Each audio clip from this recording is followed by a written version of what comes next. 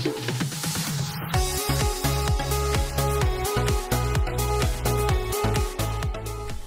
nga ba ang kinabukasan ng bansang Israel ayon sa Biblia? Yan ang ating tatalakayin sa Expositors Edition, where we preach the Word in all its simplicity, in all its practicality, in all its authority. Ako po, si Pastor Eric Cortez ng Feeling Best Community Christian Fellowship. Ako naman po si Pastor Erwin Amador ng Green Hills Christian Fellowship, New Valley.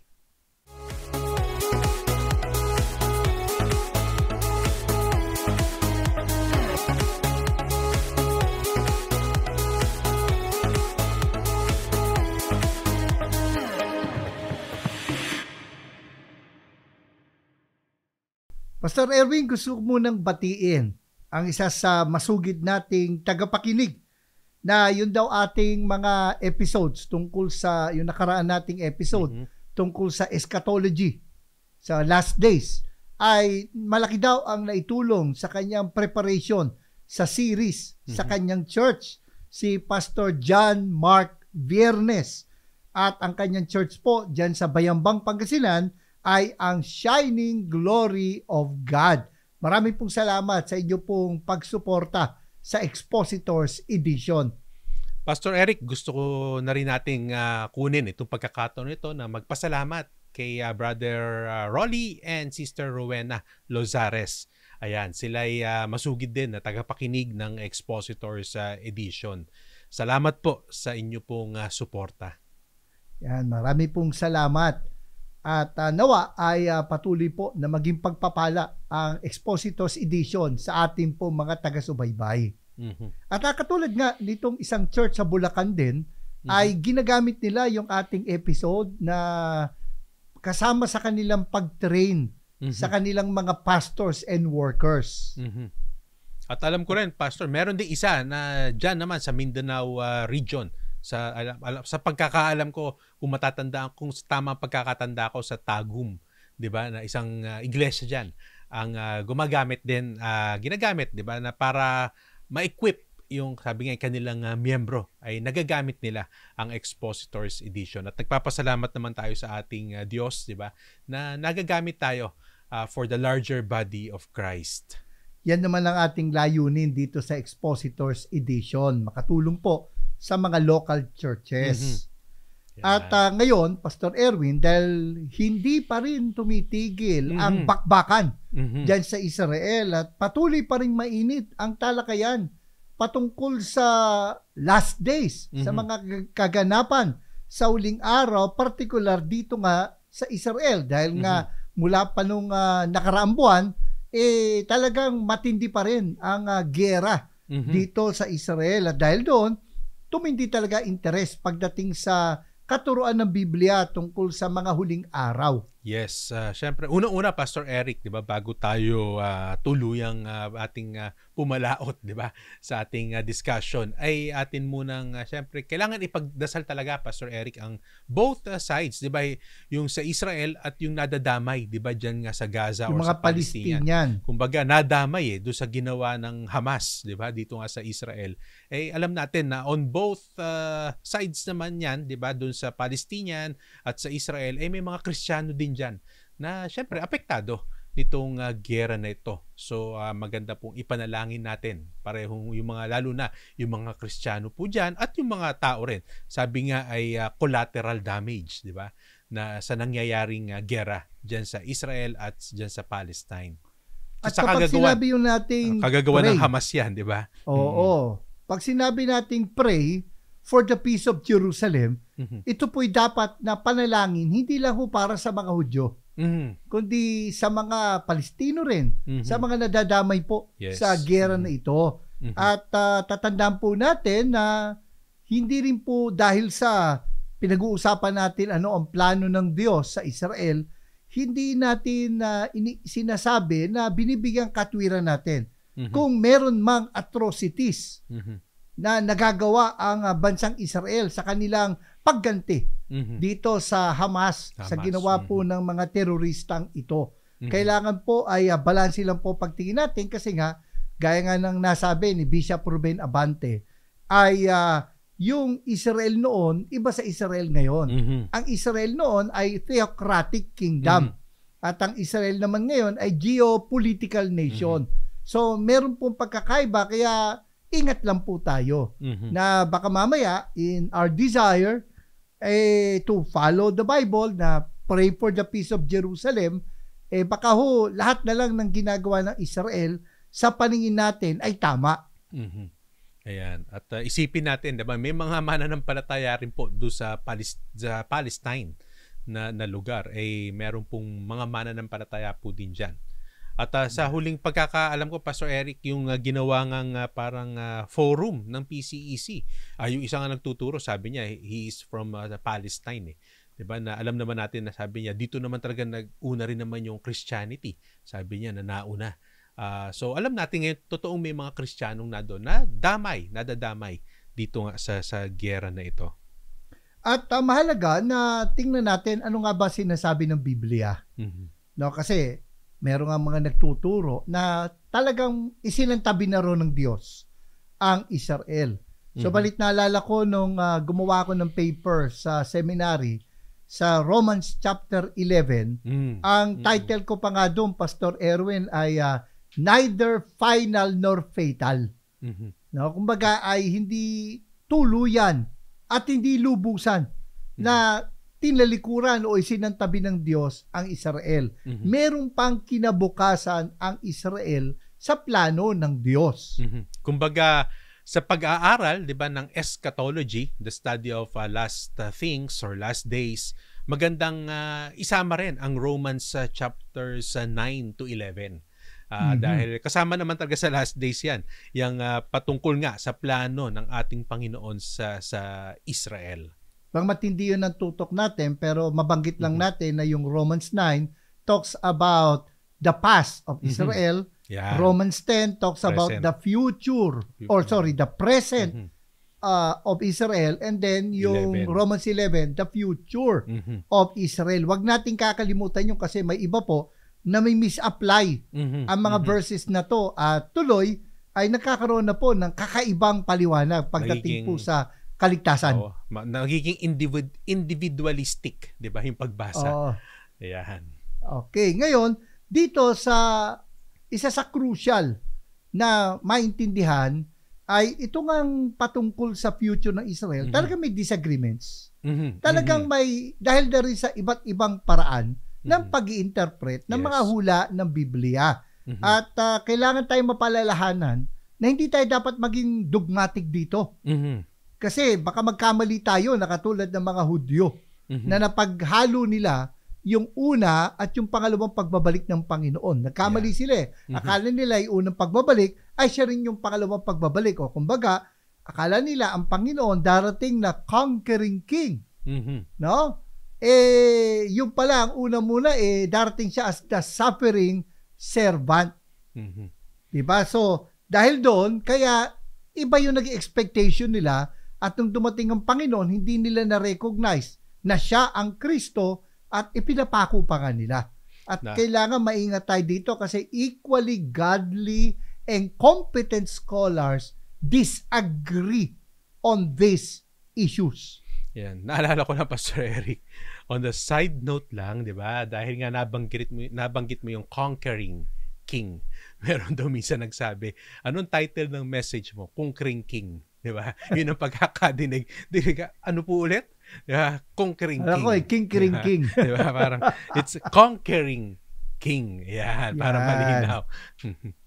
Opo. At dito, malaking bagay dito sa discussion ay itong millennium na tinatawag, yung a period of 1,000 years. Kasi Pastor Erwin, ay ilang beses binanggit ito sa Revelation chapter 20 at hayaan mong basahin ko mula sa ESV.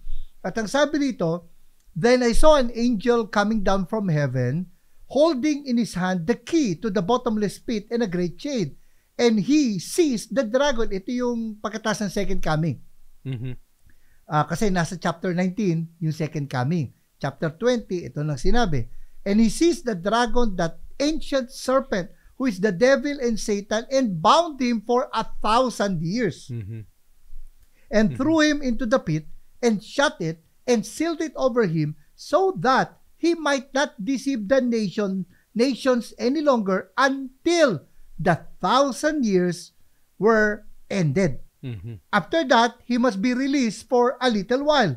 Then I saw thrones, and seated on them were those to whom the authority to judge was committed. And I also saw the souls of those who had been beheaded for the testimony of Jesus and for the word of God, and those who had not worshipped the beast or its image, and had not received its mark on their foreheads or their hands. They came to life and reigned with Christ for 1,000 years. The rest of the dead did not come to life until the 1,000 years were ended. Yun ang binanggit na naman yun. This is the first resurrection. Blessed and holy is the one who shares in the first resurrection. Over such, the second death has no power, but they will be priests of God and of Christ, and they will reign with him for 1,000 years.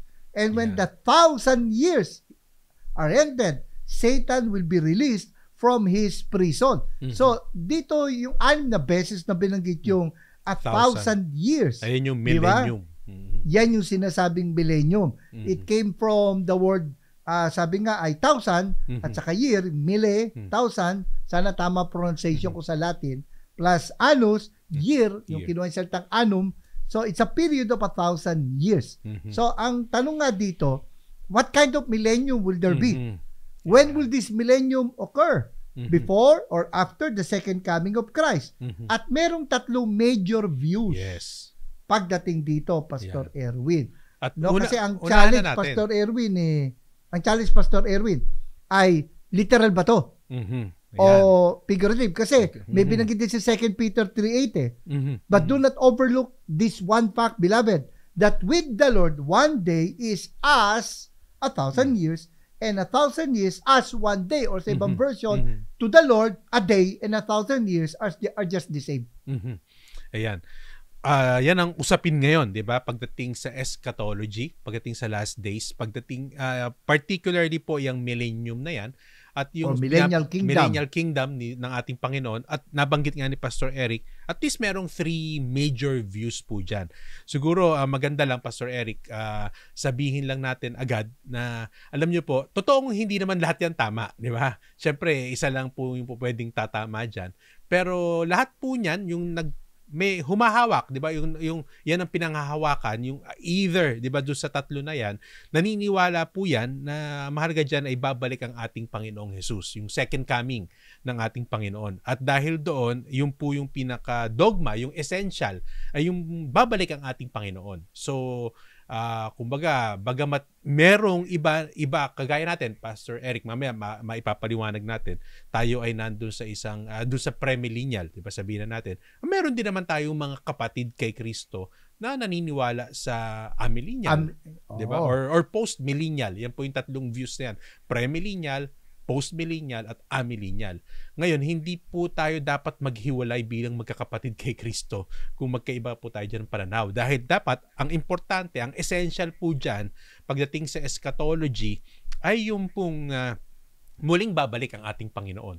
Dahil even po sa premillennial, ayan po yung mas, siguro mga, in a larger, pwede ba natin sabihin, in a larger body of Christ, di ba, ay ito ang alam yung sa premillennial. Dahil nandyan po yung pre-tribulation, mid-tribulation, at post-tribulation. Di ba? O yung salitang rapture. Nandun po yun pagdating sa pre-millennial. At kumbaga, Pastor Erwin, yung itong iba't ibang views ng millennial kingdom, ang tawag natin persuasion. Now, worth principle. Discussing, worth debating, pero not worth dividing. Yan. Hindi katulad ng principle. Yung dogma na sinasabi mo, na talagang pa nagkaiba tayo, hindi na tayo magkapatid. Eto, pa nagkaiba tayo, magkapatid pa rin tayo. Hanggat, naniniwala na babalik si Kristo. Pag nagsabi na hindi totoo, di ba, yung second coming, yung malaking problema po yun. Parang wala na tayo doon sa essential, mukhang hindi tayo magkapatid niyan, di ba? Kay Kristo kung hindi na babalik. Dahil alam natin na muling babalik ang ating Panginoong Hesukristo.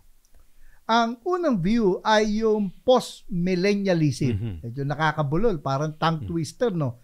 post-millennialism.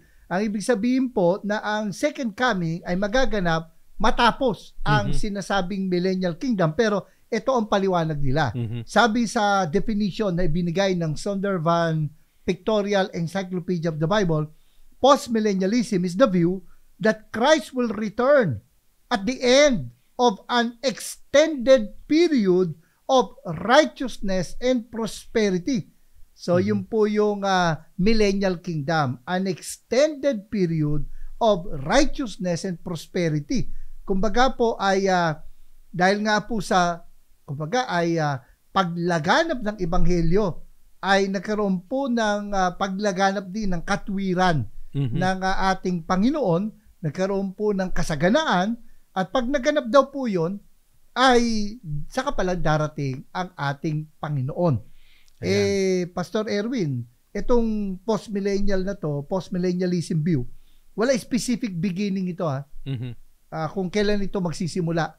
Yung millennial kingdom na sinasabi nila na obviously ay in a sense figurative. No? At ito'y before the second coming, at Christ will reign over the earth though physically absent. Yan ang dyan. Yan ang basically definition ng post-millennialism. Sabi nga ni Mark Meynell, ang tawag nga sa post-millennial view, yung millennium, yung 1,000 years na yon, yan yung glorious age in which the church goes from strength to strength as Christ's rule gradually increases around the world. So, at alam ko nandyan din yung mga sinasabi na talagang maghahari ang Panginoon, so there will be righteousness, di ba? Peace. Yan.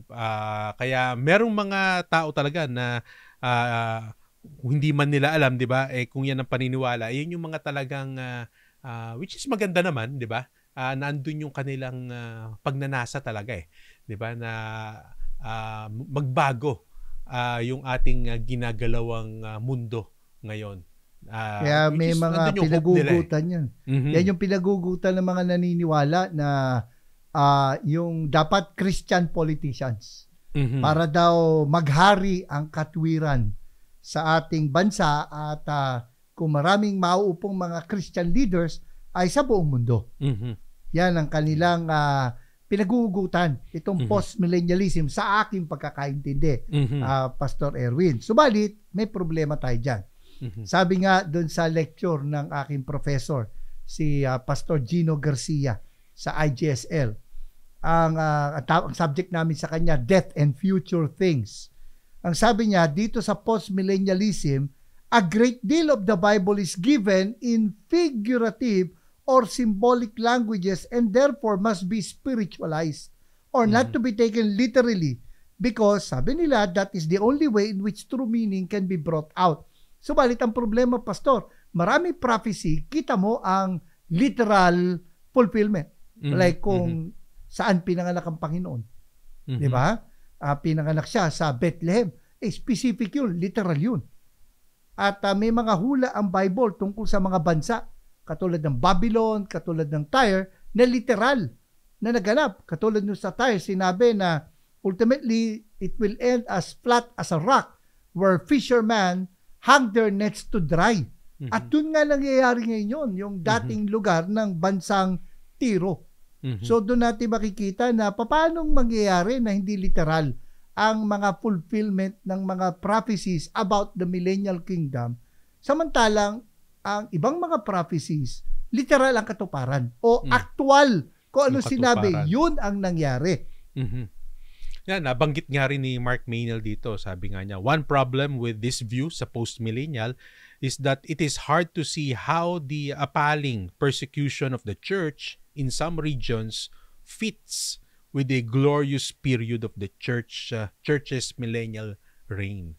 Na alam naman natin yun, na talaga naman, naihula din naman nasabi ni Pablo yan, di ba, kay Timoteo, na in the last days, talaga namang perilous times. Talagang pagrabi ng pagrabe na yung kasamaan ng tao. And then sabi, the end will come. So balik gusto natin linawin, Pastor Erwin, hindi naman ibig sabihin na dahil nga sinabi ng Bible na paggrabe ng paggrabe, ay hindi na tayo gagawa ng mga hakbang para kumbaga Yes. ay manindigan pagdating sa katwiran, manindigan para sa katotohanan dito sa ating ginagalawan lipunan. Hindi ba ibig sabihin, yan ang mangyayari, bakit mo papaghihirapan? Bakit mo pagsisikapan na maging salt and light of the earth? Sabi ko nga, nung minsan nagturo ako about last day, especially with yan nga nangyayari kasi sa Israel, na alam nyo, sabi ng ating Panginoon, may mga nagtanong na sa kanya, even sa Acts pa lang, tinanong na yan ng mga disciples niya. Sabi nga niya, kumbaga, hayaan nyo sa Ama, di ba? Yung timing na yan, ang intindihin nyo yung mga dapat ninyong gawin, which is primarily to be a witness for our Lord Jesus Christ, at yung mga dapat nating gawin. Hindi naman tayo dapat tumunganga na lang. Ika nga, di ba, sa ating mga Tunganga brigade. Nakatunganga na lang tayo. Mangyayari naman. Hindi naman. Kumbaga, dapat, quote-unquote, business as usual tayo as a believer. Ano yung mga dapat nating gawin, ay dapat nating gawin habang hinihintay natin, di ba, ang muling pagbabalik ng ating Panginoong Hesukristo. Kumbaga, occupy till He comes. Mm-hmm. Ang pangalawang view, Pastor Erwin, ay yung amillennialism. Yung kanina post ay yung before, sabi nga, ng pagdating ay yung millennial kingdom. Mm-hmm. So, the second coming will happen after the millennial kingdom, di ba? Mm-hmm. Yun namang millennialism kasi nga meaning without. So, walang literal na millennium. Mm-hmm.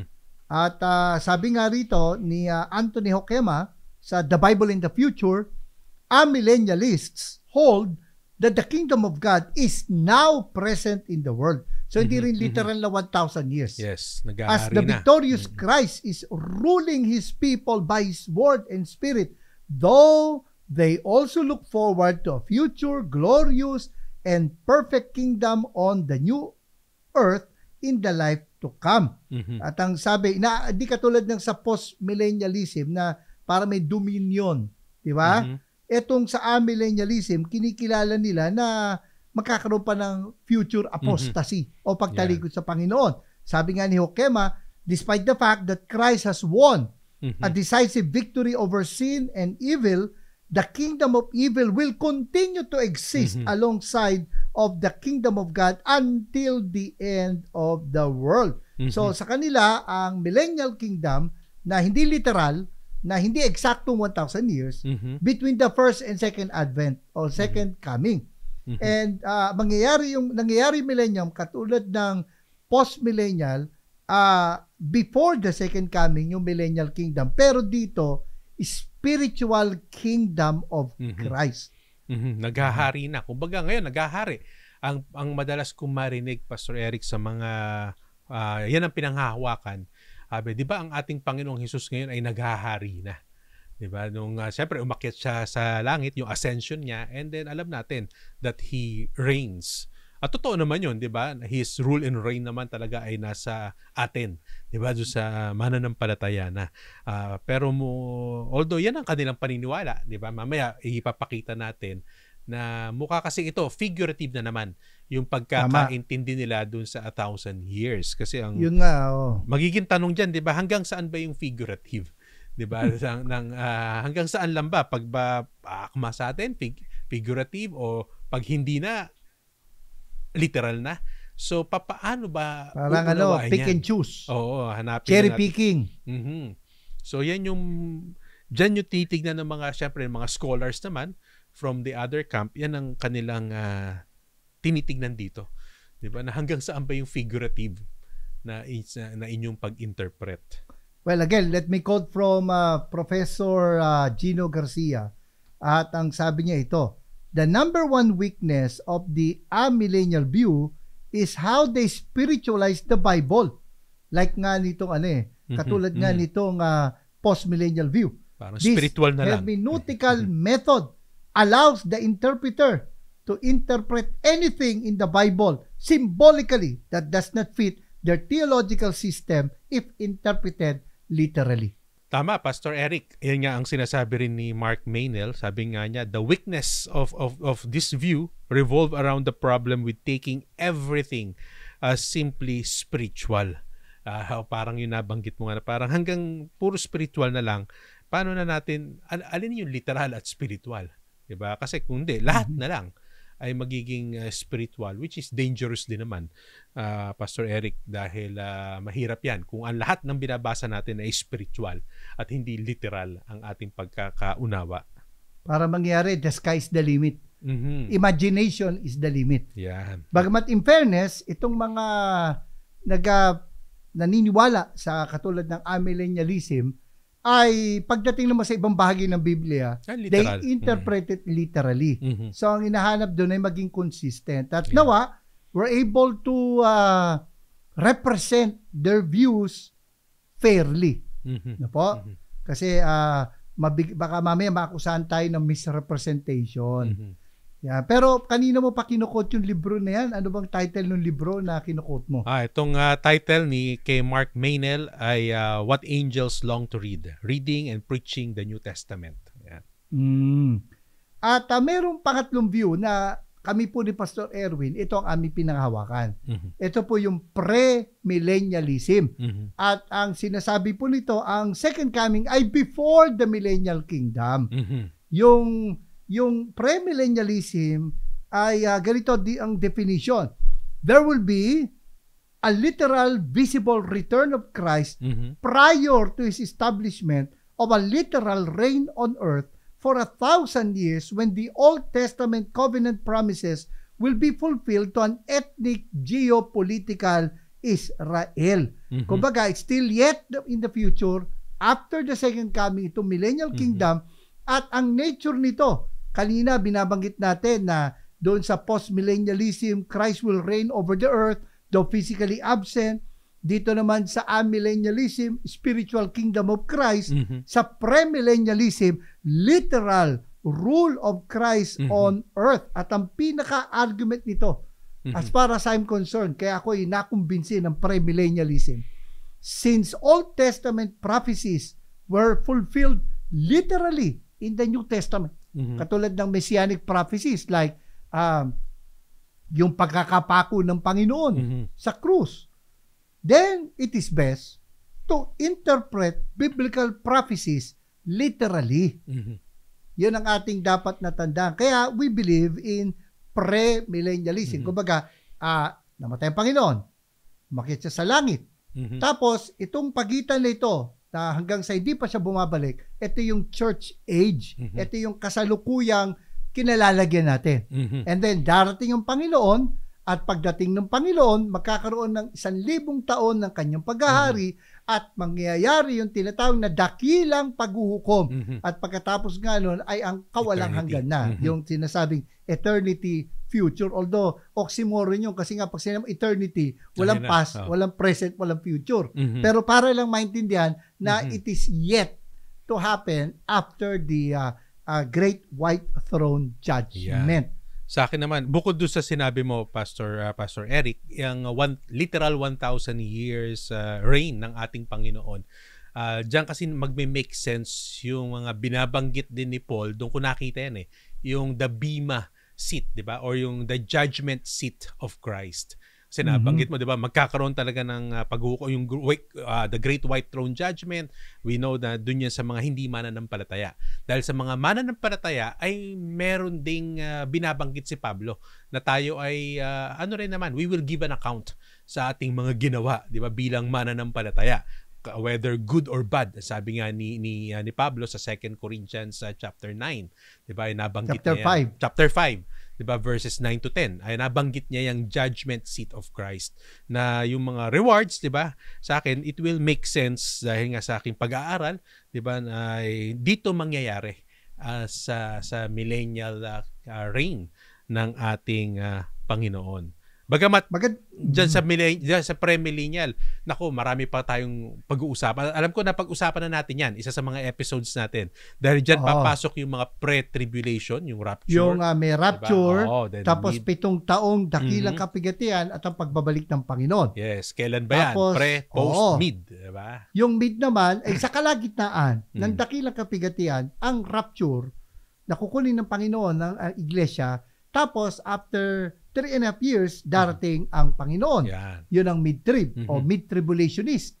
At yung post-tribulationist, dadaan ng church sa dakilang kapigatian, tapos darating na ang ating Panginoon. Iyan. At na-discuss natin, Pastor Erwin, yung ating pagkakaiba Mhm. ng pananaw pagdating doon. Kasi ako, I'm leaning towards post-tribulationism. Mhm. Sa akin naman, dati akong post-trib na ngayon ay habang nag-aaral, mukhang pumupunta na ako sa pre-trib. Diba? Leaning na ako sa pre-trib. Ako naman dating pre-trib na napupunta sa post-trib. So yun yung nakikita nila dito, 'di ba? Pero magkapatid pa rin tayo. Again, hindi yan kasi yung pagdating sa eschatology, 'di ba? Hindi yan yung principle. Yung muling babalik ang ating Panginoon. Yan ang principle na dapat nating malinaw diyan dahil yan ay mga mangyayari pa lang. Malalaman natin, sabi mo nga, ay ang maganda lang diyan, pray for the pre-trib, then prepare for the post-trib. Pray for the rapture, prepare for the tribulation. Ayan, yan ang mas maganda talaga, 'di ba? Na mangyayari. Mangyayari pa lang. So abangan natin, 'di ba? Abangan. Parang kinukwento nga ng nakita ko sa isang editorial cartoon. Pinag-uusapan namin 'to ng aking best friend na sumalangit na nung nag-rapture daw ay yung isang pre-trib at saka yung isang naniniwala sa post-trib sabay na ni rapture. Mm-hmm. Tapos habang inaangat na raw, sabi ng pre-trib, kita mo na? Sabi ko sa iyo, pre-trib eh. Pero pareho namang inangat sa lupa at dinala sa langit. So, matters that we can debate, we can discuss, pero we cannot divide over it. We should not divide over it.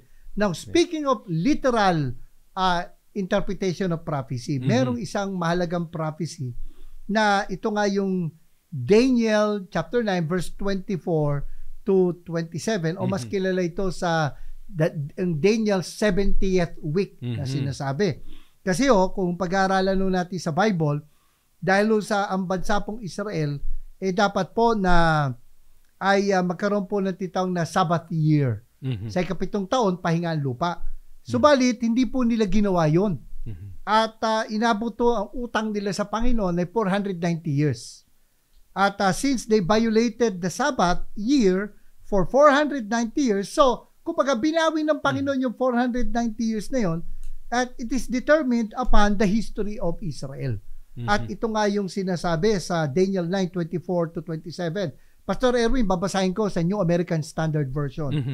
Ang sabi rito, 70 weeks have been decreed for your people and your holy city to finish the transgression, to make an end of sin, to make atonement for iniquity, to bring in everlasting righteousness, to seal up vision and prophecy, and to anoint the most holy place. So you are to know and discern that from the issuing of a decree to restore and rebuild Jerusalem until Messiah the Prince, there will be 7 weeks and 62 weeks. It will be built again with plaza and moat, even in times of distress. Then after the 62 weeks, the Messiah will be cut off and have nothing, and the people of the prince who is to come will destroy the city and the sanctuary, and its end will come with a flood. Even to the end there will be war, desolations. Sabi to, even to the end there will be war, desolations are determined. And he will make a firm covenant with the many for 1 week. But in the middle of the week, he will put a stop to sacrifice and grain offering. And on the wing of abomination will come one who makes desolate, even until a complete destruction, one that is decreed. It is poured out on the one who makes desolate. Medyo complicated pag pinakinggan. Sana ating mga taga-subaybay ay basahin uli yung Daniel 9:24 to 27. At ito obviously prophecy about Israel. Yes. Sabi, 70 weeks have been decreed for your people and your holy city. Yung salitang decreed, allotted, cut off. Ibig sabihin, ito yung inilaan na panahon sa Israel. At lumalabas, mahabang talakayan to na yung week. Hindi yung week as in, yung alam nating linggo na linggo, Lunes, Martes, hanggang Sabado. Ang week na ito, hindi weeks of days, kundi weeks of years. Kasi ang context nito, nagbabasa si Daniel ng Book of Jeremiah at ipinangako ng Panginoon sa Jeremiah chapter 29 na after 70 years of exile in Babylon, He will visit them at ibabalik sila sa kanilang bansa at sa computation nitong si Daniel magsi 70 years na. Kaya nanalangin na siya ng katuparan. And then nagpakita po ang anghel na sugo ng Diyos kay Daniel at sinabi na nga yung future of Israel. At hindi lang pala 70 years, kundi ito na nga, 70 weeks of years ang inilaan. So kumbaga, 70 sevens, sabi sa NIV, or 70 times 7 equals 490 years. Ayan. So, hindi lang yung 70 years. Kasi nga, syempre, doon nakafocus si Daniel, di ba, na makikita niya na yung katuparan ng, kumbaga, pagbisita ng Panginoon at yung ibalik sila, di ba, doon sa lupain nila. Alam naman natin na yung 70 years na yan yung Babylon, captivity sa Babylon, especially nung Southern Kingdom of Israel. At sinabi na ang purpose nito, nung inilaan na panahon na ito, ay yung to finish the transgression, to make an end of sin, to make atonement for iniquity, to bring in everlasting righteousness. Take note, everlasting righteousness, to seal up vision and prophecy, and to anoint the most holy place. So kasi may nagtuturo, Pastor Erwin, na naganap na ito noong winasak ang Jerusalem. Kasi because of Matthew 24 diba? Binabasihan. Pero sabi everlasting righteousness, hindi pa naman yung nagaganap. Kaya nga sabi sa isang commentary, para simple lang ang ating talakayan kasi maiksi ang ating oras, na at the end of this period, Israel's sin of disobedience will be brought to an end. And she will be restored to the land and be blessed. At makikita rin dito na ang Israel ay matatapos na ang isi-seal up na yung kanilang kasalanan, ipapanis na sila for their sin, and then makikita natin dito na yung sinabing to make atonement for iniquity, ito yung titawag na final atonement of Israel. At yung natitirang tatlo, sinabi nito, yung everlasting righteousness, that God will establish a kingdom characterized by righteousness. And then yung katuparan ng lahat ng prophecies, to seal up vision and prophecy. And then yung anoint the most holy, at sinasabi nga ng mga scholars na it could be the dedication of the millennial temple, yung sa Ezekiel 41 to 46, or it may not refer to a place but to a person, the Holy One, Christ, the enthronement of Christ. So itong Daniel 9:24 refers to the kingdom, literal kingdom that the Lord will usher in pagbalik niya. Ayan. At dito, Pastor Eric, dito rin sa nabanggit na to, sa Daniel chapter 9, sa mga binasa mo nga, ito yung magpe-play to ng crucial, especially in a premillennial view. Sinasabi natin niya, in a premillennial view, yung mga premillennial scholars, na dyan nila tinitignan yung 490 years. Na sabi nga, natapos na yung 483 years, kaya nga nabanggit namin kanina yung 7 years of tribulation, na mukhang yun na lang yung nawawala para makumpleto ngayon itong binabanggit dito na 490 years. At yung sa 483 na yan, to simplify lang, yan yung panahon ni Nehemiah, rebuilding mula of the walls. Mula nung panahon ni Nehemiah. Rebuilding of the walls of Jerusalem, wall and gates, di ba? Of Jerusalem. Mababasa nyo naman yan sa libro ng Nehemiah, maging hanggang sa panahon ng ating Panginoong Hesukristo. Yun yung sinasabi, Pastor, na from the issuing of a decree to restore and rebuild Jerusalem until Messiah the Prince, there will be 7 weeks and 62 weeks. So 7 times 7 ay 49 years. Then 62 weeks, 62 times 7, 434 years. So 49 plus 434, 483 years. At merong mga scholar na nagsasabi na pag tiningnan mo mula ng sinimulan nung pinalabas na yung utos na pinapayagan si Nehemiah na muling itayo ang muog, ang pader ng Jerusalem. Specific restore and rebuild Jerusalem. At yung pagdating ng Panginoon sa tinatawag na triumphant entry, yung inaalala natin kapag araw ng palaspas, no? Ay eksaktong 483 years. Yun ang kamangha-mangha dito sa prophecy na to. Alam mo, Pastor Erwin, sabi ni Isaac Newton, na isang scientist, no? na mahilig din sa Bible. Ang sabi niya, pwede daw itaya ang reliability ng Bible dito sa prophecies na ito. At dahil nga saktong-sakto, no, between mula nung panahon ni Nehemiah hanggang nung pagdating ng Panginoon, sakto 483 years.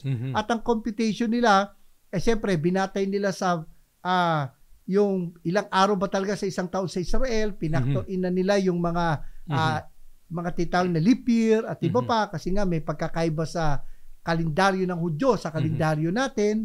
Sa kanilang pag-aaral, lumalabas na ito nga yung naging katuparan. Yung pagbabalik ng ating Panginoon, yung pagpasok ng Panginoon sa Jerusalem. Kaya nga, di ba, nag-pray siya, sabi niya, kung alam lang ninyo, nasabi niya, di ba, naiyak siya, kung alam lang ninyo ang araw na ito.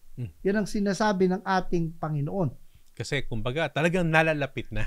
At totoo naman pong, sabi nga, any day, anytime ay babalik ang ating Panginoon.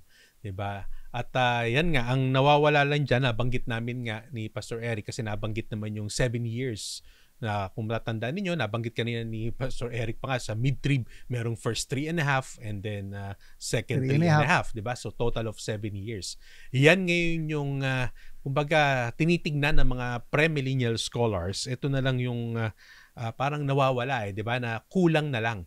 At ngayon, sabi nga nila, nasa church age kasi tayo. Kumbaga, yan yung gap, di ba, na kumbaga, hindi tumatakbo yung oras. Parang nag-stop pa muna dito. Kung babasahin natin yung Daniel, mukhang huminto muna itong church age. Then, tsaka, tutuloy ulit yan. Huminto sa church age. Tutuloy ulit pag nag-start yung tinatawag nga, the Great Tribulation. Yan yung isa sa mga pinag-aaralan ko yun dahil noong una nga sabi ko, akala ko tribulation lang. Pero sabi doon, a tribulation na hindi pa nararanasan. So yun yung nagmuni-muni ako. Kaya mukhang tama talaga mukhang tama yung premillennial kasi meron talagang mangyayaring tribulation. Sabi kasi doon. And it's worldwide, Pastor, hindi localized. Nung una kasi ang akala ko, sa siyempre nagbabasa, kung mukhang nasa tribulation na tayo sa mga nangyayari.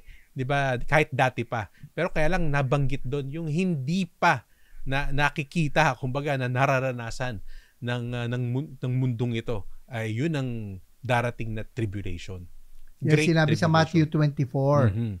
Sabi, for then there will be great tribulation such as has not been from the beginning of the world until now, no, and never will be. And if these days had not been cut short, no human beings would be saved.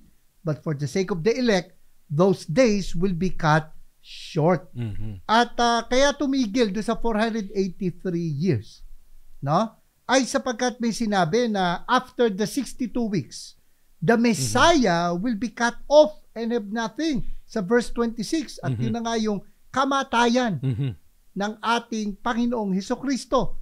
And then may dinidescribe na the city will be destroyed. The people of the prince who is to come will destroy the city and the sanctuary. And its end will come with the flood. Even to the end, there will be war. Desolations are determined. Now, kung ang estimate ay namatay ang Panginoon around 30 AD at ang destruction ng Jerusalem ay 70 AD, lampas na sa 7 years yung pastor. Malayo. Ilan ba yun? 70 tapos 30, 40. Lalabas mga 40 years ang 40 gap. years, oo. Hindi ito yung 7 years. Meron pang sinasabing darating na 7 taon na natitira pa sa kumbaga timetable ng Diyos sa Israel.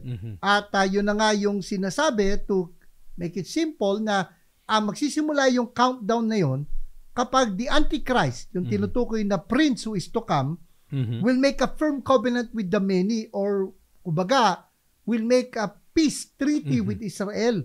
At yung treaty na yun ay 7 years.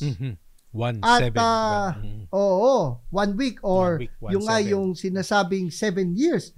At subalit in the middle of the week, that would be 3.5 years, he will put a stop to sacrifice and grain offering. Yun sinasabi rito, ito yung pagpasok ng Antikristo sa templo at pagpapakilala na siya ay Diyos. Yung binanggit po sa 2 Thessalonians chapter 2. Tandaan natin na wasak ang templo. Walang templo ngayon. Wala ngayon. Kaya nakakamangha na ngayon ang mga Hudyo na hindi mga Kristiyano Mhm. ay nagsisikap na i-rebuild ang temple. Mhm. So, At kasi nga, it will require na may temple bago matupad ito. so yun ang mukhang kumbaga, sabihin natin exciting din, 'di ba? Na pag alam natin na may tinatayo ng temple, 'di ba? At makikita ngayon natin yung ito na, katuparan na ngayon nitong hula, 'di ba? Or prophecy dito sa Daniel chapter 9. At pag nangyari po yun, ay darating na Mhm. yung second coming. Mhm. Yun ho yung sinasabi dito sa Daniel chapter 9 verse 24 to 27. Mhm. Medyo naging mabiliso yung ating pagpapaliwanag kasi nga sa limited time. Subalit mabigat ho ito sapagkat ito yung makikita may future pang Israel. Mhm. Neither final nor fatal. Mhm. Ibig sabihin, bagamat sila pansamantalang isinantabi ng Diyos, hindi ho tuluyan at hindi sila lubusan na isinantabi ng Diyos, meron pa rin pong nakalaang kinabukasan para sa Israel. At yan naman, kaya nabanggit natin sa pasimula nito ng ating episode na ito, na maganda rin tignan yung Romans chapters 9 to 11. Diba? Kumbaga, doon natin makikita yung plano ng Panginoon na naisan tabi ang Israel. Pero sabi mo nga, pagdating naman sa Romans 11, ay kita natin yung faithfulness ng ating Panginoon sa Israel. Dito natin makikita na i-restore pa rin ang Israel. Magkakaroon ng revival sa Israel. Ayan. At yun nga yung dito sa Daniel 9:24 to 27, kung titingnan mo sa punto de vista ng premillennial, kung susundin natin yung literal interpretation ng prophecies, yun ang magiging kalalabasan ng pagpapaliwanag sa Daniel 9:24 to 27. But again, Pastor Erwin, there are other scholars na iba ang pananaw dito at iginagalang naman natin yan. Yan. At kaya nga sa simula pa lang, binanggit na naman natin, there are three major views, di ba, na bagamat we acknowledge, syempre, hindi lahat ng views pag may so tama lahat. Hindi naman, di ba? Kaya lang wala talaga nakakaalam. Kasi sa atin po sa Filipino, hindi naman kasi yan yung nakataga sa bato Hindi kasi natin alam pa yung mangyayari. Unlike yung ating kaligtasan, ayan, nakataga sa bato yan. It is by grace alone, through faith alone, in Christ alone. Pero itong mga mangyayari pa, 'di ba? May mga glimpse na ibinigay ang scripture, pero kaya nga po nag-iiba-iba yung mga scholars Kasi hindi naman po siya talaga, hindi po ipinakita na kagaya nung kaligtasan kay Kristo. Dito, may mga pahapyaw, di ba, yung mga Bible verses na kaya may mga different views or interpretations tayo makikita at malalaman pa lang po natin yan. Sino ngayon ang tama dyan? Ay pagbalik ng ating Panginoon. Well, gusto ko linawin, Pastor Erwin, sinabing hindi nakataga sa bato Ang gusto po naming sabihin doon, ang hindi nakataga sa bato, mangyayari. Yung aming interpretation. Yes. Yeah. Yung aming paliwanag. Kasi nandun pa rin yung posibilidad na baka maliho kami. Nandun naman yung aming willingness to be proven wrong. Kasi, pero yung prophecy, yan, mangyayari yan. Kaya lang, ang tanong lang, will it happen the way we see it? Kasi ang sabi rin ng millennial. Diba? Yan, kasi sabi sa 1 Corinthians 13, we know in part and we prophesy in part. But when the perfect comes, the partial will pass away. When I was a child, I spoke like a child, I thought like a child, I reasoned like a child. When I became a man, I gave up childish ways. For now we see in a mirror dimly. But then, yun nga, pagdating ng Panginoon, face to face. Now I know in part. So, ibig sabihin, yung paliwanag po namin, bagamat maaari iba po sa inyo na overwhelmed, no? Na pag ganun ba ka-technical yan, ganun ba ka-detalyado yan. Pero sa totoo lang, we see in a mirror dimly. Ang dito, ang salamin dito, hindi yung salamin na nagagamit natin, kundi ito po yung pinakintab na tanso, no? At syempre, kung kayo po tumingin na sa ganyan, baga lata, mukha ka ng lata, makintab yun, makikita mo mukha mo ron, pero distorted. So, kumbaga, nandun yung ating limitation. Yes. Nandun yung ating pagkilala na ang malinaw na makikita natin sa Bible ay yung kanyang muling pagbabalik. Yung mga detalye na ay maaari po na magkamali tayo, meron lang tayong mga pagpapaliwanag na sa tingin natin, malamang ito. Pero hindi tayo maaaring maging dogmatic kasi nga ay makikita natin ang ating limitasyon. Yan. Ang mahalaga, kagaya ng nabanggit ko po kanina, diba, sa pag-aaral ng muling pagbabalik ng ating Panginoon, ay kagaya ng binanggit, kasi magkadikit po yung Matthew chapters 24 and 25. So sa 25, pinapakita kung ano yung dapat nating gawin. Let us be faithful stewards, diba, ng ating Panginoon, especially yung parable of the talents. Kumbaga, papakita doon na business as usual hanggang dumating ang ating Panginoon. So meaning, kailangan ay faithful tayo sa stewardship ng life na ibinigay ng ating Panginoon sa atin. Yung mga dapat nating gawin bilang Kristiyano ay patuloy nating gawin yan. At maganda pong madatnan tayo at marinig natin sa muling pagbabalik ng ating Panginoon. Well done, good and faithful servant. Marami pong salamat sa inyo pong pagsubaybay sa isa na naman pong mayamang talakayan dito sa Expositors Edition. Huwag niyo pong kakalimutan mag-subscribe sa aming pong YouTube channel, Expositors Edition, at pakihit po ang notification bell para wala kayong mamiss na episode po ng Expositors Edition. At kung napagpala po kayo, maaari po ninyong ibahagi ang aming episode, paki-like at paki-share po. Maaari din po ninyo kami mapakinggan sa Facebook at sa Spotify. Ang Expositors Edition ay mapapakinggan dyan nga po sa Bicol Region sa pamamagitan ng CARE 104.3 DWAY FM at maging sa Mindanao Region sa 1116 DXAS Your Community Radio sa Zamboanga, Basilan, Sulu at Tawi-Tawi. Ako po, si Pastor Eric Cortez na nagpapaalala, ang katotohanang nagpapalaya, katotohanang isinasagawa. Ako naman po si Pastor Erwin Amador na nagsasabing be intentional in studying the Word of God, then be intimate with the God of the Word.